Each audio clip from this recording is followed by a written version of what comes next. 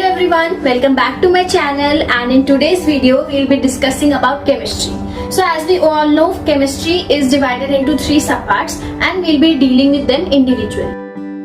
Physical chemistry is more like physics, जिसमें after clearing your concept you have to practice questions. Theory वाले part के लिए मैं अपने आकाश वाले जो नोट्स थे मैं उससे रिवाइज करती थी. मैंने नोट्स को बहुत बार रिवाइज किया था. उसके बाद I use to go to NCERT. NCERT आपको फिजिकल केमिस्ट्री की भी रीड करनी है. For question part I suggest कि सबसे पहले आप अपने कोचिंग के मॉड्यूल अच्छे से करिए, including the previous year question. After that जब आप नेक्स्ट टाइम उस चैप्टर को रिवाइज कर रहे हैं तो आप अपनी एनसीईआरटी के जितने भी क्वेश्चंस हैं उनको प्रैक्टिस करें, the internal question as well as the exercise question. After that आपको अपने एनसीईआरटी एग्जाम्पलर के जितने भी एमसीक्यू टाइप क्वेश्चंस होते हैं, the assertion reason question, the match the following, वो जितने भी क्वेश्चंस होते हैं आपको वो भी ट्राई करने हैं. उसके अलावा इफ यू हैव टाइम और आपको कोई और बुक भी करनी है तो आप नरेंद्र अवस्थी की फिजिकल केमिस्ट्री की बुक भी कर सकते हैं. Now comes the inorganic chemistry. Inorganic chemistry के लिए हमको ये याद रखना है कि हमको अपनी एनसीईआरटी बहुत अच्छे से करनी है नीट से पहले. जैसे हम बायोलॉजी के लिए हर एक लाइन को याद करते थे उसी तरीके से हमको अपनी इनऑर्गेनिक की एनसीईआरटी भी करनी होगी. कुछ चैप्टर जैसे कि केमिकल बॉन्डिंग अगर वो आप अपने नोट्स बार बार रीड करें और एनसीईआरटी सिर्फ एक दो बार पढ़ ले तो चलेगा, लेकिन उसके अलावा जितने भी चैप्टर हैं जैसे D block, P block, coordination and all the inorganic chapters आपको अपनी जो एनसीईआरटी बुक है वो कम से कम 6-7 बार तो रीड करनी पड़ेगी before NEET. For question practice आप सबसे पहले अपने मॉड्यूल के क्वेश्चन करिए, including the previous year question. आपको बहुत ज्यादा इनऑर्गेनिक में एक्स्ट्रा करने की जरूरत नहीं है. जो एनसीईआरटी वाला पार्ट है या फिर उससे थोड़ा सा एक्स्ट्रा जो कि आपको कोचिंग में पढ़ाया जाए आप उतना कर सकते हैं. उसके बाद आपको एनसीईआरटी के जितने भी क्वेश्चंस दिए हुए हैं आपको वो ट्राई करने हैं. आफ्टर दैट अपने एनसीईआरटी एग्जाम्पलर के क्वेश्चन करिए. इसके बाद जब आप अगली बार उस चैप्टर को रिवाइज करें तो अगर आपको क्वेश्चन करने हैं तो आप केमहैक की एक बुक है वहां से क्वेश्चन कर सकते हैं. मैंने उससे भी करे थे और मेरे को अपनी आकाश से know your NCERT and NCERT mind maps की एक बुक मिली थी जिसमें एनसीईआरटी बेस्ड क्वेश्चंस थे, तो मैंने उससे भी प्रैक्टिस करे थे क्वेश्चंस. Organic chemistry.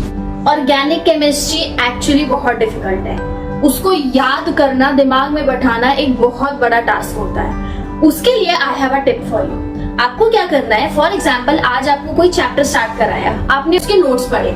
जब नेक्स्ट डे जो नेक्स्ट टॉपिक पढ़ाया जाए तो आप उस नेक्स्ट टॉपिक को तो रिवाइज करें, साथ साथ जो पिछले दिन जो आपको टॉपिक कराया था आपको उसको भी साइमल्टेनियसली रिवाइज करना है. सिमिलरली थर्ड डे पे, फोर्थ डे पे ऐसा आपको पीछे वाला भी याद करते रहना है, क्योंकि ऑर्गेनिक बहुत वॉलेटाइल होती है, वो बहुत जल्दी दिमाग से निकल जाएगी.